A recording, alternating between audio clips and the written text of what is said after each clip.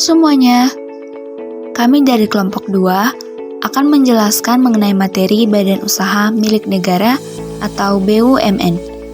Pertama-tama, mari kita bahas apa itu BUMN. Berdasarkan Undang-Undang Nomor 19 Tahun 2003 tentang Badan Usaha Milik Negara, pada pasal 1 dijelaskan bahwa Badan Usaha Milik Negara atau BUMN adalah badan usaha yang seluruh atau sebagian besar modalnya dimiliki oleh negara melalui penyertaan secara langsung yang berasal dari kekayaan negara yang dipisahkan. Modal yang digunakan untuk perusahaan BUMN ini dapat berasal dari APBN, kapitalisasi cadangan, dan berbagai sumber lainnya.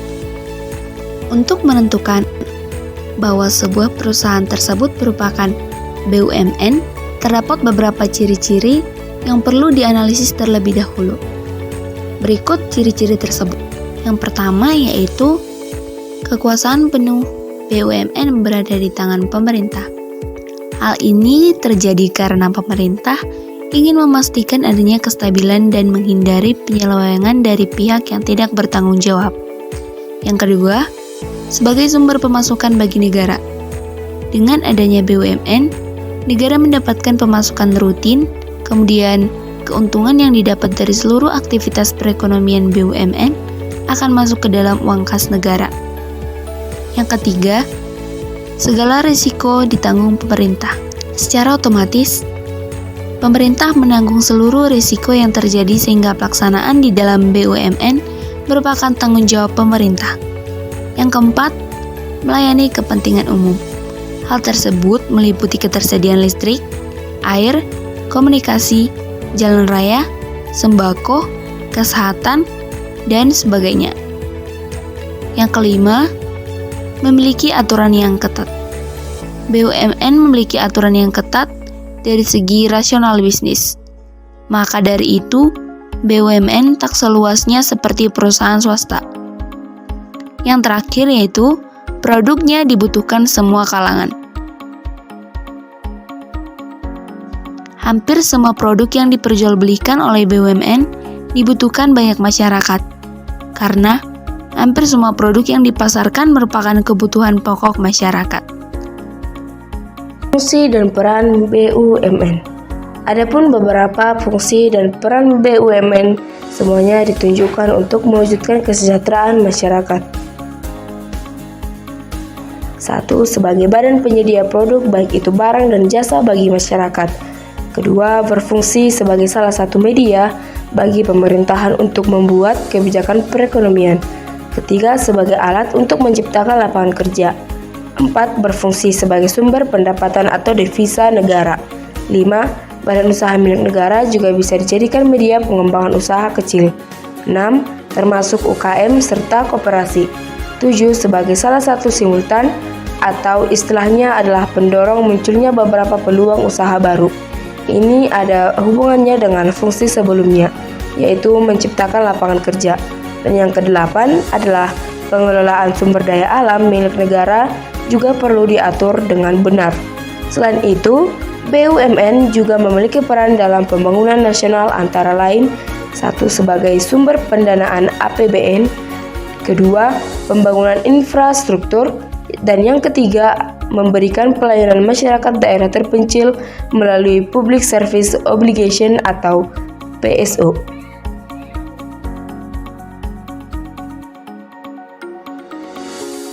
Undang-Undang Nomor 19 Tahun 2003 menjabarkan tentang bentuk atau jenis-jenis BUMN. Dalam pasal 1 dinyatakan bahwa BUMN terbagi menjadi dua jenis, yaitu Badan Usaha Perseroan atau Persero dan Badan Usaha Umum atau Perum. Perusahaan perseroan atau persero lebih memilih yang berbentuk perseroan terbatas yang modalnya terbagi dalam saham yang seluruh atau paling sedikit 51% sahamnya dimiliki oleh negara Republik Indonesia yang tujuan utamanya mengejar keuntungan. Perusahaan umum atau perum adalah BUMN yang seluruh modalnya dimiliki negara dan tidak terbagi atas saham yang bertujuan untuk kemanfaatan umum berupa penyediaan barang atau jasa yang bermutu tinggi dan sekaligus mengejar keuntungan berdasarkan prinsip pengelolaan perusahaan. Ciri-ciri persero. 1. Modal terdiri dari saham dan dapat diperjualbelikan di pasar modal. 2. Rapat umum pemegang saham atau RUPS memegang kekuasaan tertinggi. 3. Status pegawai adalah sebagai pegawai swasta. 4. Tujuan utamanya yakni sebagai salah satu pos penerimaan negara bukan pajak atau PNBP dalam APBN. Ciri-ciri Perum. 1. Bersifat melayani kepentingan masyarakat umum sekaligus mencari keuntungan. 2. Umumnya bergerak di bidang jasa vital. 3. Modal seluruhnya dimiliki oleh negara dan kekayaan negara yang dipisahkan dari APBN, serta dapat memperoleh kredit dari dalam dan luar negeri. 4. Dipimpin oleh direksi. 5. Pegawainya merupakan pegawai perusahaan negara yang diatur tersendiri di luar ketentuan yang berlaku bagi pegawai negeri atau persero.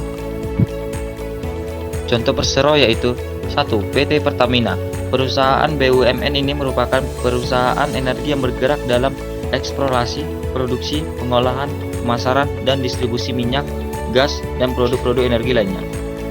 Perusahaan BUMN yang kedua adalah PT Telekomunikasi Indonesia.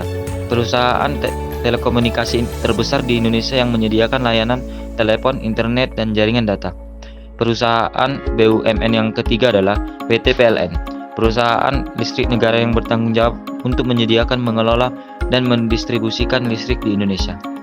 Perusahaan BUMN keempat adalah PT Bank Rakyat Indonesia atau BRI, salah satu bank terbesar di Indonesia yang fokus pada pelayanan perbankan untuk sektor mikro, kecil, dan menengah. Perusahaan BUMN kelima adalah PT Bank Mandiri, salah satu bank terbesar di Indonesia yang menawarkan berbagai layanan perbankan termasuk perbankan komersial, investasi, dan syariah. Berikut adalah contoh perusahaan umum. 1. Perum Asabri. Yang kedua adalah Perum Kereta Api atau Perumka, operator KA. Yang ketiga adalah Perum Pegadaian. Yang keempat adalah Perum Telekomunikasi atau Perumtel. Yang kelima adalah Perum Jaminan Kredit Indonesia yang kini menjadi PT Jaminan Kredit Indonesia. Kelebihan dan kekurangan BUMN. Kelebihan BUMN. 1. Bisa membuka jasa pelayanan publik yang tidak mungkin dilakukan pihak swasta, sebab jenis usaha tersebut mungkin saja tidak menguntungkan secara ekonomi. 2. Mampu melayani kebutuhan masyarakat, baik barang atau jasa yang berhubungan dengan hajat hidup orang banyak secara adil. 3. Punya sumber perdanaan relatif lebih besar dari swasta. 4. Jauh dari monopoli pihak swasta. 5. Mudah adakan kerjasama, baik dengan koperasi, swasta nasional atau swasta asing. Kekurangan BUMN. 1. Sering alami kerugian karena sifat usaha yang mengutamakan kepentingan publik dibanding pertimbangan ekonomi. 2. Apabila modal dari pinjaman luar negeri terlalu banyak dan sulit dibayar, maka tanggungan utang negara jadi semakin besar. 3. BUMN yang terus merugi akan tetap diberi suntikan modal pemerintah, meski belum ada perbaikan dari sisi manajemen. Maka, tidak heran jika kelangsungan hidupnya berdasar kekuatan keuangan bahkan sering membebani keuangan negara. 4. Monopoli negara yang berlebihan bisa mematikan usaha-usaha dengan jenis yang sama. 5. BUMN yang maju pesat bisa menimbulkan persaingan tidak sehat dengan pihak swasta. Sekian penjelasan kami mengenai Badan Usaha Milik Negara atau BUMN. Semoga bermanfaat. Terima kasih.